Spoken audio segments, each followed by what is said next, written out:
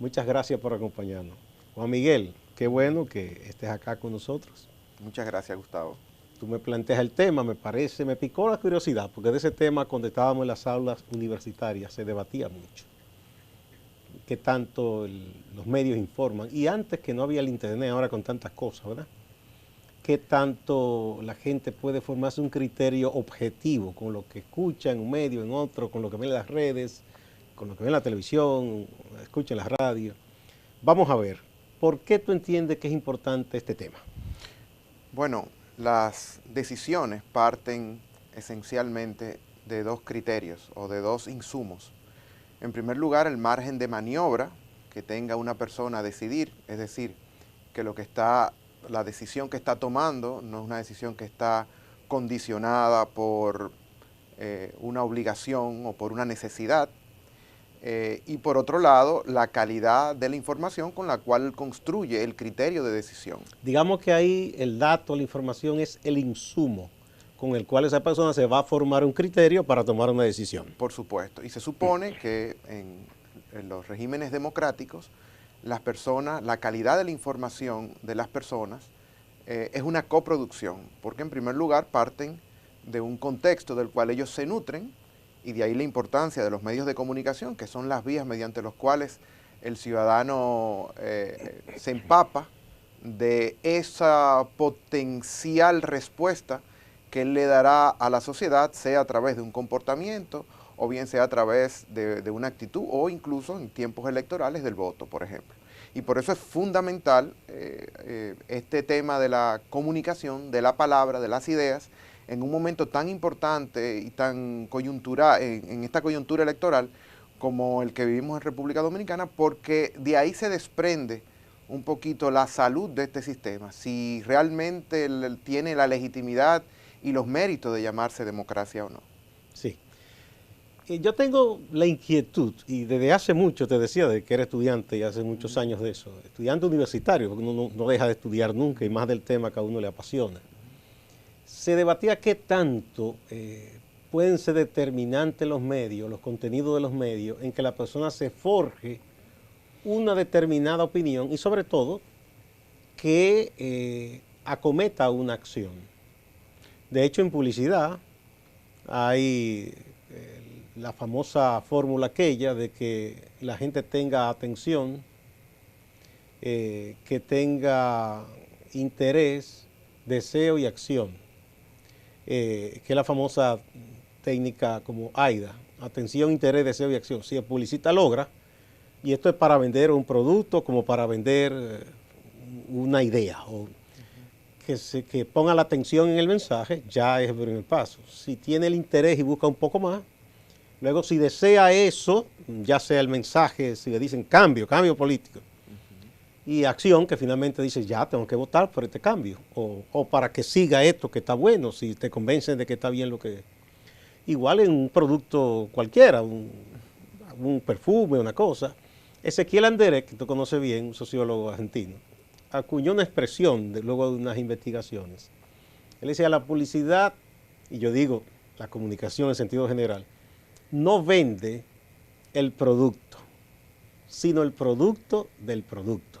Parece una jerigonza, pero es si tú compras una gaseosa o una cerveza, el que compra ese producto y hasta desarrolla una lealtad, eso se sabe, a un producto determinado. Igual yo lo pongo en la política. No sabe los componentes intrínsecos de esa fórmula, cómo se hace una cerveza, una gaseosa. Él está comprando lo que la publicidad le ha vendido y él compró, que es que le va a quitar el calor. Cuando todo el mundo sabe que lo mejor para el calor es el agua, simplemente. Pero bueno, te ponen una publicidad bonita, una muchachona bonita, un sol, una playa, un paisaje, un bonche con los amigos y la gente cree que tomamos esa gaseosa o esa cerveza se va a llenar de frescor y de felicidad. Entonces Anderez decía eso, la gente compra el producto del producto, que es lo que vende la publicidad. En la política igual. Fíjate las frases que se inventan, eso de Clinton, que copiaron aquí en el PRD, First the People, primero la gente, el progreso, el PLD por ejemplo, cosas como esas. A veces la gente con ideas más de derecha, de orden, La fuerza, mano dura. el respeto, exactamente. Ese es el producto que intentan vender. Te hago todo este paréntesis porque también los mismos estudiosos de la comunicación y la publicidad hace muchos años que decían que había variado y se pasó de una publicidad casi de dar orden, compre esto a tal precio, a una que te trabaja el inconsciente. Si tú te ves la marca de un famoso cigarrillo que dicen que es el número 1 en el mundo, ellos no te dicen fume, que dicen venga a este mundo, que es una chulería con caballos, no tienen aventura, doblegando. Te venden un estatus a partir del ingreso del consumo. Eso es. Así es. Sí, entonces, ¿qué tanto? Porque ya no se trabaja tanto de manera racional. Con esa publicidad, a veces en el caso nuestro, propaganda, que yo digo que sigue siendo todavía con parámetros muy antiguos, puede influir en la gente, que dice, vota por fulano. Mira, en el mundo de la fenomenología, que es una corriente filosófica que trata de estudiar cómo la gente siente las cosas, un gran académico universitario, Edmund Husserl, decía que la estructura del comportamiento parte de 3 elementos: la atención, la retención y lo que él llamaba la protención. La atención es esa capacidad que tú tienes de decodificar un mensaje, ¿no? Y la retención es cuál es la selección a partir de tu capacidad que tú tienes de hacerle énfasis en ese mensaje de 10 palabras, donde tú obtienes lo esencial. Y finalmente la protección es qué tú haces con eso en un presente que está cargado de futuro. Es decir, más o menos la técnica AIDA, más resumida, más intensa. Exacto. Entonces, en nuestro país, en primer lugar, el ciudadano es muy vulnerable. Es muy vulnerable a la información que le llega, en primer lugar, por una situación de una precariedad intelectual, producto de un sistema educativo extraordinariamente deficitario en todas sus acciones preparatorias de la persona, en el plano tanto de sus estructuras mentales, de sus relacionamientos sociales, incluso hasta de su salud psicoafectiva. Por otro lado, esa vulnerabilidad está expuesta a un mercado de ideas en el cual los medios de comunicación son los productores y el ciudadano viene a ser el consumidor. Esos medios de producción, que también son de comunicación, son las que transmiten las ideas que se van a comprar, dejando fuera muchas otras ideas que bien pudieran también ofertarse dentro del mercado de lo que se conoce como la opinión pública, que es un término también extraordinariamente polémico, debatido e incluso hasta desmontado por sociólogos muy cercanos. Hay que ver qué tanto de público tiene esa opinión. No, y tú sabes que la opinión, al igual que la salud, únicamente puede ser personal. Por eso es un anacronismo semántico utilizar la palabra opinión pública, porque solamente puede haber opinión de una persona. No es la agregación aritmética de muchas opiniones, ¿no? Porque hay tendencias dominantes. Igual con la salud. De hecho, entonces, se le ha quitado a la mayoría de los ministerios el término público, sí, que es salud en general. Exacto. No, y puede llamarle, por ejemplo, de salubridad y de atención médica, pero salud pública como tal es algo que hay que cambiar, ¿no? Sí. Bien, entonces, partiendo de esto, nosotros tenemos una situación muy crítica y por eso la importancia de, para analizar la democracia, analizar quiénes manejan las ideas y la palabra como concreción de las ideas en República Dominicana. Nuestra clase, lo que llaman la inteligencia, es decir, la clase intelectual dominicana, ha sido reducida esencialmente hoy a la clase periodística, porque la universidad ha sido a su vez reducida a un sistema de docencia con muy poca producción de ideas, con un ritmo de trabajo de 40 horas para los docentes, con muy pocos polos de investigación, con muy poca independencia para el trabajo de investigación. Además, y todo eso prácticamente ha dejado a un lado lo que en otros tiempos fueron revistas muy conocidas, académicas, como M&M, Ciencias Sociales. No, yo recuerdo que la UAS, incluso por facultades y a veces hasta por carrera, habían revistas, claro, y con temas muy buenos. Por supuesto, y las grandes obras, por ejemplo, literarias, se editaban en la universidad, pero todo eso ha ido en un declive extraordinario. Conocemos la mediocridad de los premios que se otorgan en este país, no solamente el criterio con el que se otorgan, sino lo que se recibe también, e incluso el propio proceso de otorgar un premio, los jurados, en fin, es un deterioro general que va en secuencia, que va en cadena, es una especie de circuito. Por cierto que nuestras academias, yo no sé si los hay ahora, pero por ejemplo, ciencias sociales, una universidad como la UAS no tiene un incentivo con un premio serio a una investigación social, no lo tiene. No, no se tiene. Pero tampoco lo tiene la Camaima, Nintec, que No, yo sepa, ¿no? No. Entonces, todo eso ha ido impactando la pobreza de la cual hoy cosechamos en el espectro público, en el espacio abierto de la sociedad dominicana donde se pueden debatir las cosas. Y eso ha quedado en manos entonces de aquellos que manejan las pocas ideas que circulan, las manejan los periodistas.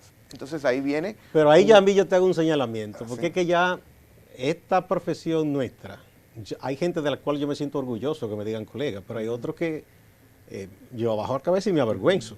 Por suerte, muchos de los que se dicen comunicadores ahora no son nada. Es decir, no son ni periodistas, ni nada que tenga que ver con el humanismo, con el pensamiento. Es simplemente una persona oportunista, que ahora cualquiera puede tener un espacio en televisión o radio, decir cualquier cosa y responder a ciertos intereses a cambio de una paga.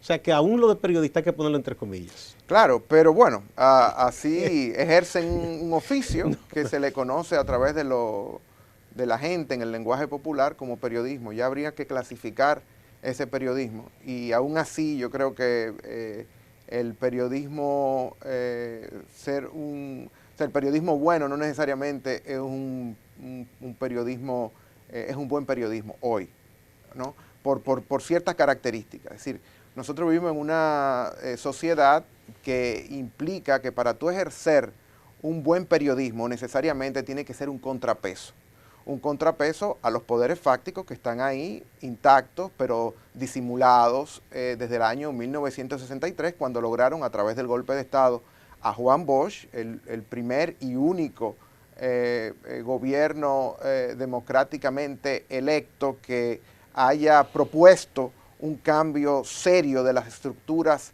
de la dictadura y un desmonte, y cuando digo de la dictadura, no solamente la dictadura de Trujillo, sino el sostén económico que se quedaron incluso, que muchas veces acompañaron al tirano de una manera muy complaciente y que luego de la muerte de Trujillo, pues se quedaron con las estructuras de poder en este país. Y ciertamente el mejor indicador de que había una propuesta de cambio serio en este país fue el golpe de Estado.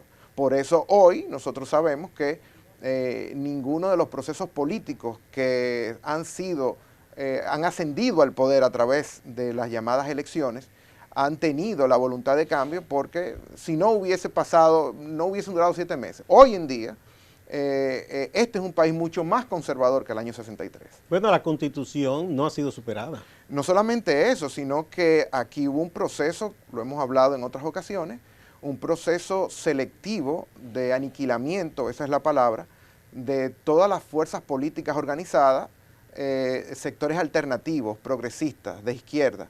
Y por eso hoy, lamentablemente, las variantes que tenemos para optar por un cambio del poder político responden a criterios muy conservadores. Y eso también influye en la capacidad que tiene ese periodismo, el periodismo bueno.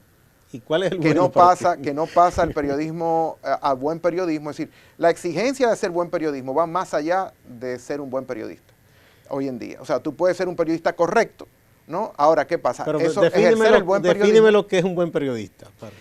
Bueno, un periodista que, desde el punto de vista deontológico, ético, no se venda. Primero que tenga formación profesional. Por supuesto, pero aún no teniendo formación profesional, vamos a llamarle técnica, que no sepa comunicar en el lenguaje ordinario, esas vías todavía son hoy pasables. Si tú tienes un programa de radio y tú hablas en un lenguaje diferente al que te enseñan en las academias, por ejemplo, ¿no? Pero si tú respondes de manera ética, si tú tienes ciertos criterios, reiteros, de cómo tú administras tus principios morales en el ejercicio de tu oficio, pues tú puedes todavía tener una denominación que es no voy a decir medalaganaria, pero sí arbitraria de lo que es un buen periodista. Ahora, el buen periodista no necesariamente ejerce el buen periodismo en los tiempos que corren, porque el buen periodismo de hoy necesita una militancia democrática, es decir, una militancia que vaya más allá de ejercer lo correcto. ¿Por qué? Porque no solamente hay presiones, sino que tú tienes que trascender, por ejemplo, la agenda del día, para tratar de ubicar en esos silencios que imponen los grandes medios de comunicación porque no tocan ciertos temas, entonces introducir ese ruidito que es precisamente el que quieren silenciar. Bien, qué interesante que tú toques eso. Primero lo de grandes medios. Yo no sé, hoy día eso se está debatiendo mucho. Yo tengo una convicción, y se lo he dicho a colegas que a veces me dicen, ¿cómo va a ser? Yo digo que el periodismo, como lo conocimos, no existe más. Y que hoy día, una red como Twitter, por ejemplo, la gente a veces, para bien o para mal, le da más credibilidad, o la sigue más, o trata de informarse, entre comillas, por ahí, más que en un portal, más que en una emisora, más que en un canal, más que en un diario impreso. Y mucho más que en una revista, por Dios, que tendrías tú que buscarla, es un tema más extenso. Eso por un lado. El concepto el periodismo que conocimos no existe, en cuanto a los canales por lo cual y cómo se hace. Lo otro es lo de la agenda, ahí estoy totalmente de acuerdo contigo, porque la misma gente, y ahí sí es verdad que se da lo que tú dices, como la gente condicionada. Si tú estás tratando un tema que tú entiendes que es importante tratarlo, aunque no sea el tema que esté en la palestra, como dicen, la gente te escribe y dice, pero hablen de tal cosa. Pero ¿y quién dice que todo el mundo tiene que hablar de lo mismo? O sea, eso no es... Claro, lo que pasa es que es muy costoso, es decir, ahí volvemos a la diferenciación entre el periodista bueno y el buen periodismo. Es decir, el periodista bueno, preñado de buenas intenciones, pero no tiene los recursos para hacer la investigación, que elabore, que saque de la realidad una noticia que vaya más allá, reitero, de esas fronteras o esos confines que controlan los grandes medios, la información que necesita. Bueno, y decirlo claro, o sea, en este país prácticamente una gran cantidad de esos medios pertenecen a una sola persona. Y eso es un tema extraordinariamente poco difundido porque además el periodismo, hay una enfermedad en el periodismo dominicano que es la poca reflexividad, es decir, la poca autocrítica que tiene. Entonces, bajo la idea, la égida de que entre bomberos no se pisa la manguera, así va poco a poco caminando el periodismo. Cosa que, por ejemplo, en el plano de la sociología sería extraordinariamente absurdo pensar pero que ese criterio lo la tienen, comunidad no avanza haciendo críticas entre sí. Pero ese criterio lo tienen cierta gente en los medios, porque no, o sea, hay mucha gente que no nos importa eso y si entendemos que tal cosa está mal o que riñe con lo que es correcto, con lo ético, lo justo, uno lo dice, aunque alguien se disguste, porque total, o sea, yo recuerdo que hubo una polémica hace unos años cuando uno de los periódicos, en ese caso fue el Listín, pero trajo un tema que puso en la palestra a cumplirse cierta fecha del gobierno de Bosch cuando lo derrocaron. Y puso en el tapete cómo el Caribe, que entonces era el periódico más influyente e importante, cuando don Juan gobernaba, en el 63, fue vital de común acuerdo con los sectores que conspiraron, cómo montó una campaña. Y un viejo periodista ya fallecido me contó cómo a él lo utilizaron, porque ellos venían de ejercer de la época de Trujillo, que apenas se podían hacer cosas, y le dicen, mira, lo que tú has querido hacer siempre, que antes le dijeron que eso no se podía, estaban bajo una dictadura. Le dicen, mira, viaja por todo el país, busca las escuelas, los hospitales, vamos a denunciar cómo están las cosas. Y él encantado, porque era poner en el tapete una realidad social. Lógico que no era culpa de Bosch, que apenas tenía meses en el poder. Pero sacando de contexto eso y diciendo, mira qué desastre del gobierno, mira cómo están los hospitales. Entonces, cuando la gente venía de una dictadura que no permitía hacer nada de eso, para mucha gente eso aparentemente era nuevo. O era fruto de que, derrotado el tirano, eran unos ineptos a los otros y se había deteriorado todo, y no es la verdad. ¿No entiendes? Entonces, él dice cómo lo utilizaron. Y cuando eso salió en el listín y entrevistaron protagonistas de esos tiempos que habían estado en medios, se armó un lío. Y los entonces propietarios del Caribe protestaron y reclamaron, dijeron que eso no era así, que eso era una calumnia. O sea, yo recuerdo que fue toda una polémica. Claro, pero siempre analizar la historia es mucho más fácil que analizar el presente. Este es un país pequeño, es un país en el que la gente, sobre todo la que depende de los medios de comunicación, que son muchos, se depende a través de un empleo, se depende a través de una publicidad, se depende por la falta de institucionalidad o la insuficiente institucionalidad, se depende a veces hasta de una persona, y eso hace que la gente, por ejemplo, le interese cuestionar a la gente de poder, no para cuestionarla o interpelarla, sino sencillamente porque eso le abre antenas y suelen ser muy complacientes. Aquí no hay entrevistas realmente que uno pueda decir que son entrevistas que hagan noticia, a menos que no hagan escándalo, por ejemplo. Entonces, hay una situación muy difícil de los medios de comunicación precisamente por esa estructura casi monopólica que tienen los sectores de poder económico sobre los medios de comunicación, su propiedad, los jefes de redacciones y sobre todo el control de la noticia, o sea, qué es noticia y qué no es noticia en este país. Sí, eso da para más reflexión. Vamos a una primera pausa, Juan Miguel.